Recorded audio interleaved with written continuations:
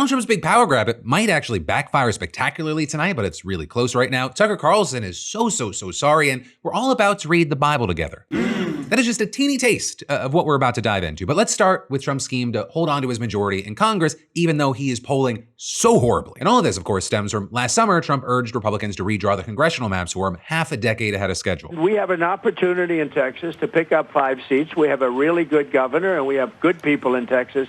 And I won Texas. I got the highest vote in the history of Texas, as you probably know. And we are entitled to 5 more seats. So Texas kicked it off with Governor Abbott wanting to be good for his daddy Donald. They're giving themselves 5 more likely red seats. But then you had California responding with its own map that was intended to add 5 more blue seats. And from there, it's just been a gerrymandering arms race with North Carolina, Missouri, and Ohio helping Republicans, while Utah's courts gave the Dems an unexpected seat. And well, now today, Virginia is holding a referendum on whether to redraw its map as well. And if it happens, the Democrats could absolutely clean house. Because right now, Dems have 6 of the state's 11 House seats. But with the new map, they'd likely secure 10. And so with just those 4 extra seats, they'd wipe out the 2 or 3 seat advantage that Republicans currently have in the past year's gerrymandering race. But also, if Florida redraws its map soon, as Ron DeSantis has promised, then the balance would likely tilt back towards the Republicans. And that's even before considering that the Supreme Court might strike down the part of the Voting Rights Act that effectively bans racial gerrymandering, because then Republicans could really go wild. But regardless, in the here and now, this referendum in Virginia, it's being seen as incredibly consequential, which is why you have Trump urging his people to vote against it, warning that a Democratic victory in the midterms, it would be a disaster for him. It's terrible. It is true, John. It's nobody's ever said anything like it. It's so unfair. They even say it's unfair. They say, oh, they'll do it once and maybe they'll go back to what it was. The whole thing is ridiculous. If the Democrats, look, if they get additional House seats, at some point, if they get these additional seats, they're going to be making changes at the federal level. But also, I'll say it's increasingly unclear how much his word even matters, even to his supporters. Right? Because one by one, we've seen some of his most ardent cheerleaders defect it. We're talking people like Marjorie Taylor Greene, Candace Owens, Alex Jones, Tucker Carlson. Also, speaking of which, Tucker, who recently suggested that Trump might be the Antichrist, he's now essentially calling the president a little bitch. Maybe it's inevitable that you get, once the patriarchy has been overthrown, as it has been, yes, you get a president like this, who's emotional, all about himself, is perpetually the victim. Right, and so that's from his most recent episode with his own brother, Buckley Carlson, who recently quit his job as J.D. Vance's deputy press secretary and is now speaking out against Trump. This guy has failed in his responsibility. He is disdainful towards the American people. He's disdainful towards the people who put him in office. The only people he's been loyal to are the neocons and his donors. You and I and everyone else who supported him. You wrote speeches for him. I campaigned for him. I mean, we're implicated in this for sure. Yes. It's not enough to say, well, I changed my mind, or like, oh, this is bad, I'm out. It's like, in very small ways, but in real ways, you and me and millions of people like us are the reason this is happening right now. You know, we'll be tormented by it for a long time. I will be. And I want to say I'm sorry for misleading people, and it was not intentional. That's all I'll say. Now, a big thing to remember with Tucker Carlson is that while, they're upset about a couple of issues that Democrats can get on board with, or things like Iran and the Epstein files, their primary complaints seem to be that Trump is not extreme enough. We're saying that he didn't crack down hard enough on the BLM protests. He didn't stick up for the incarcerated January 6 defendants during the Biden years. He didn't prosecute corrupt Democrats aggressively enough. He didn't investigate who really shot Charlie Kirk, and never jumped on board the anti-vax train. You didn't take the vax, but Trump did, and encouraged everyone else to take it, and then never apologized, even when it became clear that the vax had killed hundreds of thousands of people around the world. It was poison. Yes. Look at the cancer rates, look at the fertility rates, like everything about it was a bioweapon aimed at us. Yes. And Trump didn't apologize for that. He, to this day, will still talk about the success of Operation Warp Speed, which allowed these things to come to market, which allowed the... You know what he said to me? I actually raised it with him because I'm so upset about it. But he did the same thing he did on the Iran war. When I talked to him about the Iran war, you say, well, like, this is hurting all these people. He's like, you don't believe in the polio vaccine? Like, that was a good vaccine, don't you think? It's like, I guess I believe in the polio. I don't know. I mean, but that's not what we're talking about. It's like, what does that have to do with it? You mentioned Iran. He's like, do you think they should have nuclear weapons? No, I don't think, not for nuclear weapons in general, but it was a non sequitur designed to shut down the conversation. You also had Talking Buck taking issue with Trump's offensive words and behavior towards Christians, whether threatening war crimes on Easter, attacking the Pope, or most recently posting an image of himself as Jesus. And then actually touching on that, Trump now appears to be trying to get back into good graces with his Christian base by having an event called America Reads the Bible. And it'll be a live-streamed week-long marathon in which nearly 500 Americans will take turns reading the entire Bible, from Genesis to Revelation, to celebrate 250 years of the Bible in America. And as you'd probably expect, a number of the people doing the reading are overwhelmingly right-wing, including some cabinet members and politicians like Pete Hegseth, Marco Rubio, Susie Wiles, and Mike Johnson. Though also, I might tune in because I want to see whether Hegseth actually reads from the Bible or he plagiarizes Pulp Fiction again. Though either way, at the very least, this is expected to carry a heavy Christian nationalist undertone, with the event's announcement claiming that the Bible is indelibly woven into the national identity and way of life. And actually, Trump himself is supposed to read a passage from the Old Testament tonight from the Oval Office. Though also with that, I'll say there is doubt whether any of this, kind of song and dance that he's doing is going to meaningfully stem the bleeding that he suffered over the past year. With the newest NBC poll, for example, it puts his overall approval rating at just 37%, with an overwhelming 63% disapproving. And so that's already horrible, but then it gets even worse for him when you break it down by how strongly people feel. Only 20% said they strongly approve and 50% strongly disapprove. And it used to be 40% strongly disapprove and 25% strongly approve. So that gap, it's now double the size, widening from 15 points to 30. And then also, when it comes down to specific issues, the numbers don't get any better. Or with only 32% giving him good marks on the economy, either strongly or even somewhat, while 52% strongly disapprove. And then as far as the war in Iran, 33% approve and 54% strongly disapprove. And so now, compared to, just 1 year ago, the percentage of folks who say that the country is on the wrong track, it's bumped up from 60 points to 67 points. But then also, interestingly, while a lot of people are talking about Trump's popularity cratering, you're then also seeing people looking at one of his supporters now turned critic who's ridden the anti-Trump wave to a surprising amount of wealth and influence. Let's talk about Nick Fuentes. Because the Washington Post just published a pretty striking analysis of how Fuentes, one of the most extreme far-right figures online, has been able to make massive amounts of money despite being banned from nearly every mainstream and even some non-mainstream social media platforms. Because Fuentes has become one of the biggest streamers on Rumble. Since joining, he's hosted more than 700 streams, gained nearly 700,000 followers, and racked up over 100 million video views just there. But because he has no sponsors and no traditional monetization, he relies almost entirely on super chats, right? Those paid donations that pop up on screen during a live stream. So the Post, they analyzed over 1,400 hours of his streams, and they used AI to count those donations as they appeared in real time. And their findings were that since Trump took office in January of last year, Fuentes has received nearly $900,000 from roughly 11,000 donors just there. And since July, they say that he's been pulling in at least $60,000 a month. Though what was interesting to me is that nearly half of that revenue came from just the top 5% of donors, right? More than $400,000 came from just that small group. And then as far as the rest, it was smaller donors mostly given $30 or less. Also, it is worth noting that, most donors are anonymous. So, one person could actually be giving from multiple accounts, or multiple donors could be sharing a username, but still the pattern was clear enough. And notably, the donation spiked during moments of political crisis or violence. Right? They surged last summer during the protests over Trump's immigration policy, though I will say that the single biggest boost came from his appearance on Tucker Carlson's podcast, right? Which, as we covered, ignited a full-scale MAGA civil war. Some slammed Carlson for platforming Fuentes, others defended the interview as necessary because they argued Fuentes represents a real and growing faction of the political base there. And in the month after that interview, Fuentes' super chat revenue soared to $100,000. And, that was a big moment. He's still profiting. His average monthly donations are up 10% since that appearance. But then also, super chats aren't his only income stream. But he also runs $100 a month subscriptions to a private chat room where he interacts with fans and he sells merch. But really, this story stood out to me not because, it's a story about one guy's bank account, but rather,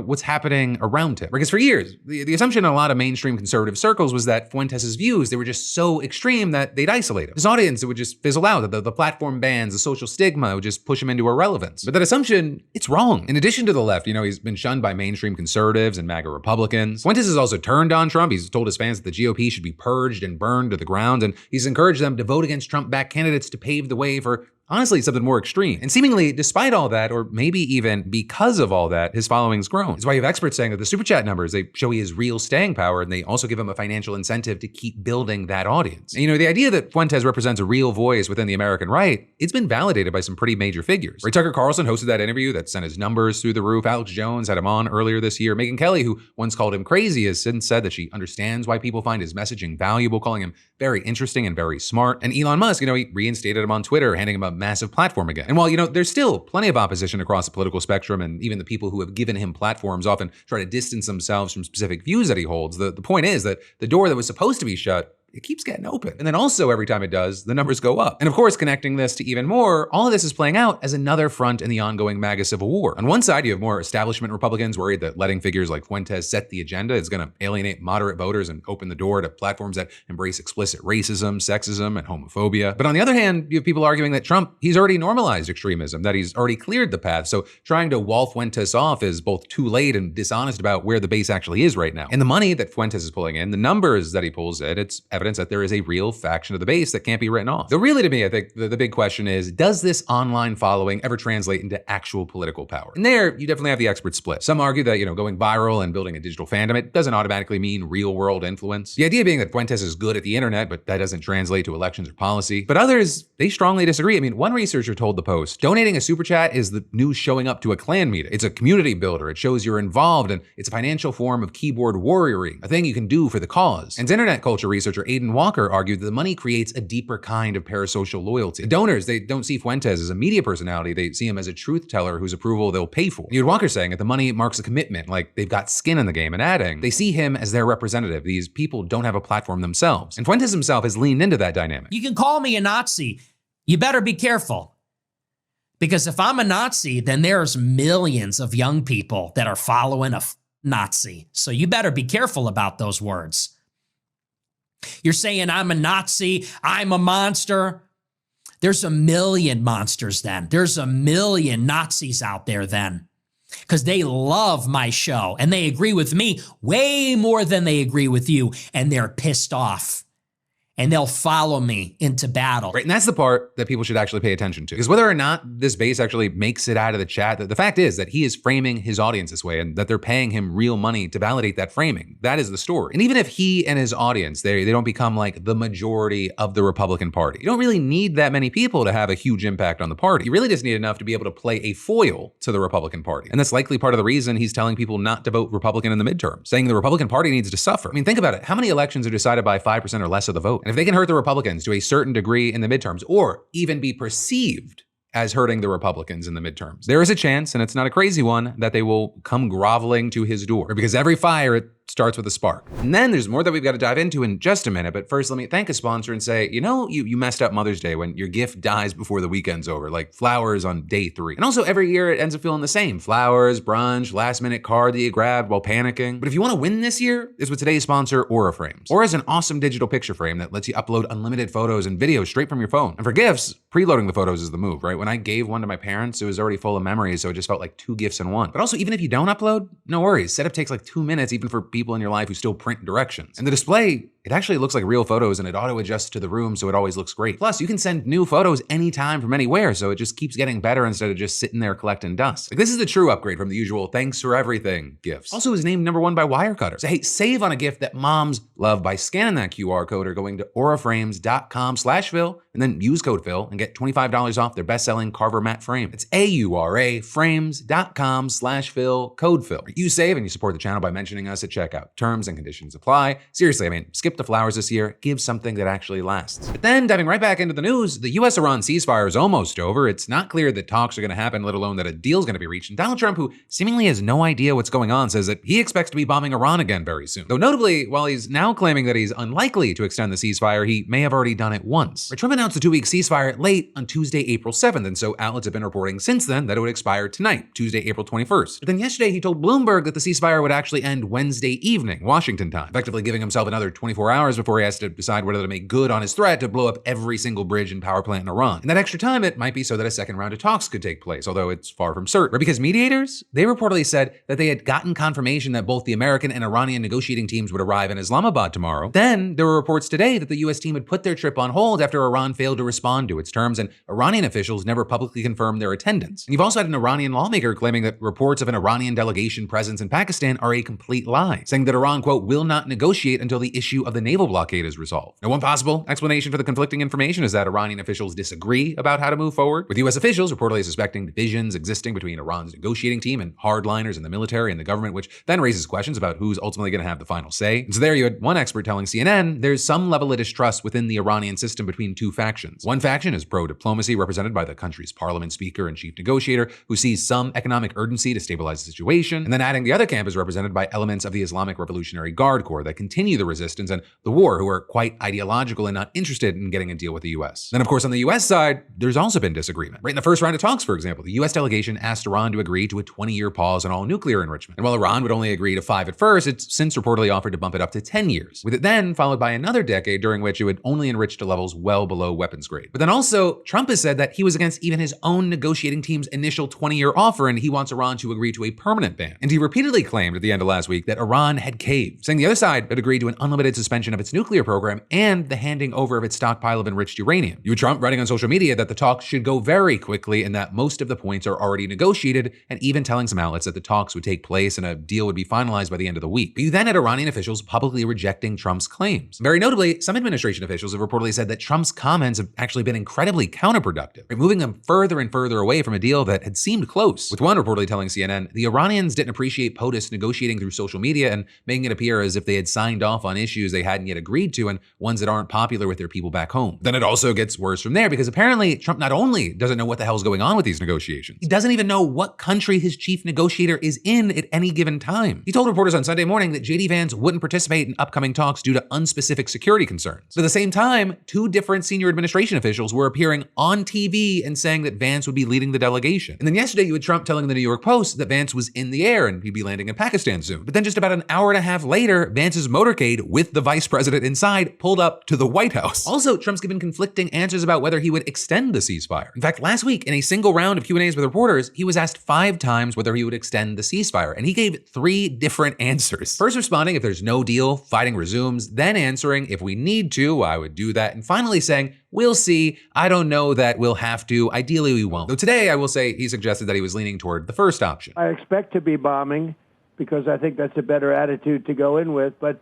we're ready to go. I mean, the military is raring to go. Trump also claimed that the military is, quote, loaded up and is actually much more powerful now than it was before the ceasefire. And he was some arguing that Trump's setting the U.S. barreling toward a situation where boots end up on the ground in Iran. Because despite the ceasefire, he's continued increasing the American military presence in the region. And by the end of the month, more than 10,000 additional troops will have been sent to the region since the fighting came to a halt. And so you had one expert telling The Guardian, if we pay more attention to what President Trump does rather than what he says, then a ground invasion is quite likely. And adding, we have not seen him deploying significant military assets to any theater and ending up not using it. There is a clear risk of mission creep here. But Trump, he's now arguing that everyone just needs to chill out because other wars in the past, they've lasted longer. I just looked at a little chart. World War I, 4 years and 3 months. World War II, 6 years.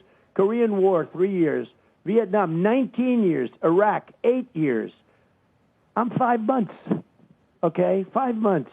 I would have won Vietnam very quickly. And then with that, you had him claiming that he doesn't want to be rushed, saying that he wants to make a great deal and he has all the time in the world to do it, before then seemingly downplaying the loss of American life in this conflict. If you look at this, what we've suffered in terms of losses, we lost 13 men, and that's terrible. I wish we didn't lose one. But if somebody would have said, we've done this and obliterated that country, obliterated it, and we lost 13 men, people would have said, that's not possible to have done that. It's not possible. Right. So we've done a great job, and I don't want to be rushed by people that are really treasonous as far as I'm concerned. And as far as who he sees as treasonous, he called out House Minority Leader Hakeem Jeffries for his opposition to the war. He's a totally low IQ person, and he's always ranting and raving, oh, this war is so terrible, terrible. They shouldn't be saying that when we're in the midst of a negotiation, because it does hurt us somewhat. It gives the other side some hope. And I don't want them to have hope. But also with that, besides Jeffries, Democratic Senator Chris Murphy might actually be taking some of the most heat right now for his criticism of the war. Because Murphy, he's also been extremely vocal, and lately he's taken aim at Trump's blockade and seizures of Iranian-linked vessels, writing in one recent post, we are spending billions to keep our entire Navy in the Strait to fecklessly fail to open a waterway that wasn't closed until Trump's pointless war of choice closed it. He's just burning your tax dollars. And later you had him writing, awesome, in response to a post sharing an article that estimated that at least 26 Iranian Shadow Fleet vessels had bypassed the U.S. blockade. And there you had a number of accounts responding by accusing Murphy of being a traitor and rooting for the enemy. You even had a White House spokesperson speaking to Fox News and saying, it takes an insane level of Trump derangement syndrome to cheer for a terrorist regime that chants death to America. But then you had Murphy defending himself in another post, writing, okay, Twitter, I can't believe I need to clarify this, but obviously Trump's bungled mismanagement of this war is not awesome. As I have said a million times here, it's a disaster and he should end the war immediately. My tweet was something called sarcasm, which one, I'll say, personal note, yeah, that is how I took it, as sarcasm, but also two, while stories like that one, they get a lot of attention, there are also others that are connected to the war that seem to fly under the radar. Because this was also this week, for example, you had Trump signing a series of memos invoking the Cold War era Defense Production Act to push fossil fuel production in the name of defense readiness. And these memos refer back to his day one executive order declaring a national energy emergency, right, arguing that oil, coal, and natural gas production must expand to, quote, avert an industrial resource or critical technology item shortfall that would severely impair national defense capabilities. So while Trump's already boosted fossil fuel production, blocked renewable energy projects, and stripped back environmental protections, he now may be using the war to go even further. And also in the meantime, as the US economy is reeling, he might start sending money to another country to help it deal with the impacts of that war. Or with Trump saying today that his administration is considering offering financial support to the UAE in the form of a currency swap, similar to the $20 billion bailout given to Argentina, tied to support for the country's far-right president. But it's also not clear right now how much the UAE really needs the help, right? Since it's an oil-rich economy with trillions of dollars worth of sovereign wealth fund assets and no dollar liquidity problems, according to sources who spoke to Bloomberg. And then also, notably, Jared Kushner, Trump's son-in-law and member of the team negotiating with Iran, his investment firm has been backed with more than $1.5 billion in capital from sovereign wealth funds in the UAE, where a government-linked firms also invested in the Trump family's crypto company, and the Trump organization is currently building a luxury hotel in the country. So seemingly, with whatever happens with this ceasefire, or anything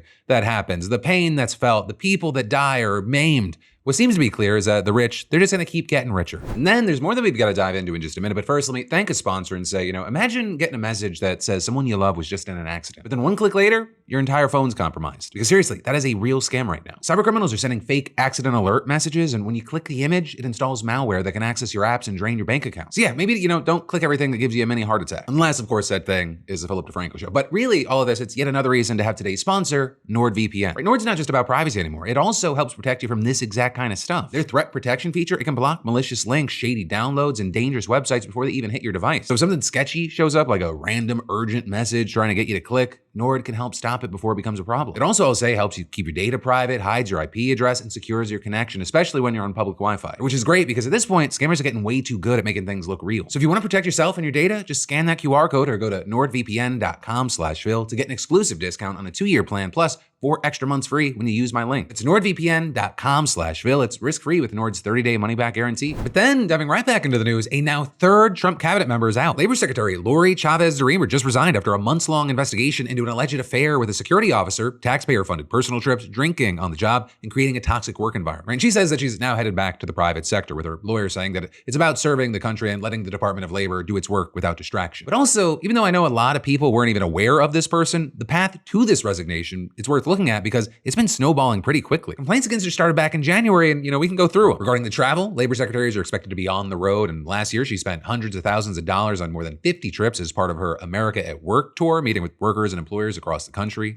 That's the job. But reports say that she had personal ties to at least 10 of these stops, scheduling short work events and spending the rest of the time visiting family and friends or partying. And while interagency investigators have reviewed evidence and spoken with witnesses, no conclusions have been publicly announced. Though at least her husband says that there isn't an ounce of truth to any of it. Then regarding the affair, complaints say that she had meetups with a mystery security officer toward the end of last year, one reportedly in Las Vegas while she was celebrating her niece's birthday. And while photos confirmed she was in Vegas, outlets like the New York Post said that they found no direct evidence of a hookup. And you had a White House spokesperson dismissing the allegations as coming from disgruntled former employees. Then regarding work environment, you had staffers describing it as toxic with hostile aides and a deeply demoralized staff. She also allegedly kept a stash of alcohol in her office and asked employees to bring her and another aide wine on at least one work trip. Though again, want to stress, nothing confirmed publicly yet. And whether or not any of this is ultimately proven, the fallout, it's already been substantial. Her chief of staff and deputy chief of staff were placed on leave when the allegations surfaced, and both eventually resigned. Also, the security officer that she allegedly had the affair with was placed on leave, and now she's out. Though her attorney insists that, the resignation has nothing to do with any legal wrongdoing, that she's just stepping down to let the Department of Labor function without distraction. One of the things that really makes this notable is that Chavez-DeRemer really wasn't supposed to be a controversial figure. She spent 20 years in local politics, city council member, mayor, House representative. She actually won Democrats over with her stance on labor. And after she lost her House seat last November, it was the president of the Teamsters who nudged Trump to put her up for labor secretary, and she got bipartisan support. Enough Democrats crossed the aisle to confirm her that, she was seen at least briefly as a rare win for labor advocates in this administration. But then things started to slip. You had reports saying that her pro-labor agenda didn't sit well with business leaders. And so then she eased up on it. She started winning business support through deregulation, apprenticeship programs, and legal opinion letters at favored employers. So you saw that straining her relationship with most unions, though the Teamsters were still in her corner. Though other unions, they put it bluntly, saying things like, we need a labor secretary who understands working people and will work to make our lives better, not just be a rubber stamp for corporations' wish lists and got the protections we count on. And so with her gone, Keith Sunderling, the deputy secretary of labor since last year, he steps up. But then also, let's look at the big picture here. This is the third cabinet member to exit, less than halfway through Trump's second term. And apparently, she was summoned to the White House and given an ultimatum. Quit or get kicked out. So while Chavez-DeRemer wasn't fired like Pam Bondi or Kristi Noem, a resignation under investigation, that's still significant, especially for a president who specifically stacked his cabinet with loyalists. So between Bondi's Epstein file scandal, Noem's ICE scandal, and now this, Trump's handpicked leaders, they're dropping at a pace that's really hard to ignore. And of course, every exit, it means more time playing Tetris to find replacements, right? Rubio can't do every job, less time running the departments, and a public that's just left holding the short end of a stick. And as far as Sunderland, he's now walking into a slow job market with sluggish wage growth and creeping unemployment. That's something that's going to take a lot of time and expertise to address. And, this musical chairs at the top of this cabinet, they're not going to make anything easy. But then also, while he tries to figure that out, you had yet another one of Trump's picks, Kevin Warsh, in the hot seat today. Right? And Kevin Warsh is Trump's choice for the chair of the Federal Reserve. And today, he went before the Senate Banking Committee for his confirmation hearing. And actually, for a Trump nominee, this guy does seem weirdly qualified for the job. He's an Ivy League graduate. He worked in financial services at Morgan Stanley before then serving as economic policy advisor under George W. Bush. From there, Bush appointed him to the Fed Board of Governors in 2006, where he served until 2011. And so notably, that's before, during, and after the 2008 financial crash. But also, despite his resume, going into this hearing, we kind of knew that his immediate confirmation was a long shot. Because Senator Tom Tillis, a key Republican on the committee, has said that he will not confirm Warsh until the DOJ drops the criminal investigation into the Fed and the current chairman, Jerome Powell. Because while on paper, that case is about the renovations for the Fed's headquarters going over budget, Powell has said, and many think, that this is a pressure campaign from Trump to try and get the Fed to lower interest rates, which is also actually what a federal judge found as well, blasting it as an act of intimidation. And so during this hearing, you had Tillis sticking to his guns, saying, somebody over in the DOJ didn't even check with the boss. The boss said on the same night that I said I can't go forward until this bogus investigation is done with, said he didn't know anything about it. We have got to end this investigation. Big DOJ didn't know about it. The president didn't know about it. Let's get rid of this investigation so I can support your confirmation. Now with that, Trump was asked this morning whether he'd drop the investigation into Powell in order to get Warsh confirmed, and it resulted in a kind of a rambling rant. They ripped down the most beautiful ceilings. They'll never build them again. The most beautiful, thick, 1.5 foot thick walls of solid masonry. They're never going to be built again. They put up 6-inch sheetrock walls, and they say, sir, we have no insulation. It's not in the budget. I would have fixed that building. Beautiful. Quickly. Beautiful, beautiful, beautiful, gorgeous moldings. So that doesn't, give us a ton to go on, but what we do know is that without a vote from Tillis, the committee reportedly doesn't have the votes to advance his confirmation to the Senate. Republicans, they have a slim majority here, and Warsh, he didn't really win over any Democrats. And you had those on the committee lingering on a couple of points. Or the first being that the guy has some serious investments that have sparked a lot of concern. Before the hearing, he disclosed more than $100 million worth of assets, which makes him significantly wealthier than any previous Fed chair. He also purportedly refused to identify the underlying holdings of some of his biggest investments. And you had him specifically citing confidentiality agreements. And you had the committee's ranking member, Senator Elizabeth Warren, hitting on that hard during her questions. And to that point, Warsh said that he struck an agreement with the Office of Government Ethics to divest the majority of those assets. So he also really didn't satisfy Warren or other Democrats on the committee, with Warren specifically asking Warsh how those assets will be sold and to whom, or with the apparent concern being that Warsh's pockets were going to get lined and he'll be stuck in someone's pocket just before taking office. And in response, you had Warsh kind of dancing around the question without really answering, which is worth pointing out. But also, one of the biggest questions at hand was the Fed's independence, and specifically the extent of Trump's influence over Warsh. Trump has specifically said he thinks Warsh is going to get him the lower interest rates that he wants. And those comments, they sparked a lot of concern because the big thing about the Federal Reserve is that it is supposed to be independent and removed from politics. And during the hearing, Warren really hammered the point home, calling Warsh, 1, Trump's sock puppet, and 2, her few minutes of questioning. It was a very heated exchange. I need to know, I need to measure your independence and your courage. So let me ask you another question. Out of monetary policy. In our meeting, you said you would be independent because you're, quote, a tough guy. Those were your words, tough guy. And you will be able to stand up to President Trump. So let's try it again. Name one aspect of President Trump's economic agenda with which you disagree. Well, Senator, the Federal Reserve in recent years has wandered outside of its remit, wandered into other areas. I'm asking for something That's you not something disagree I'm with prepared Donald to do. Trump on. We need a Fed chair who is independent. That's the only way we preserve the independence of the Federal Reserve.